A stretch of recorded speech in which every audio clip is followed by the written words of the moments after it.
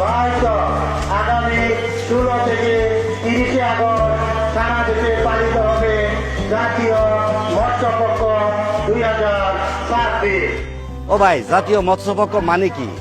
মৎস্য ও প্রাণী সম্পদ মন্ত্রণালয় এবং মৎস্য অধিদপ্তরের উদ্যোগে দেশের মৎস্য সম্পদ সংরক্ষণ, উৎপাদন বৃদ্ধি, নিরাপদ মাছ চাষ এবং মৎস্য চাষীদের সেবার বিষয়ে জনসচেতনতা তৈরির একটি জাতীয় কর্মসূচি।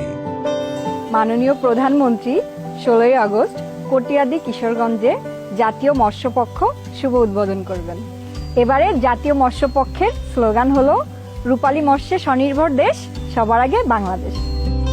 বর্তমান সরকারের উন্নয়নের প্রধান ভিত্তি কৃষি, যেমন কৃষক, জেলে, প্রান্তিক মানুষ, জাল যার জলা তার। এই নীতির ভিত্তিতে প্রকৃত জেলেদের অধিকার সংরক্ষণ ও দেশের নীল অর্থনীতির বিকাশ, আধুনিক ও বিজ্ঞানসম্মত মৎস্য চাষ, আধুনিক মানসম্মত পণা ও খাদ্যের ব্যবহার, তাছাড়া কৃষক কার্ডের মাধ্যমে সেবা প্রদান, এরকম নানা কর্মসূচি উদ্যোগ গ্রহণ করছে। তাহলে তো মাছের উৎপাদন আরো বাড়বে, পুষ্টি নিশ্চিত হবে, নতুন নতুন কর্মসংস্থান হবে, দেশের অর্থনীতি আরো শক্তিশালী হবে। আসুন সবাই জাতীয় মৎস্যপক্ষ 2026 সফল করি।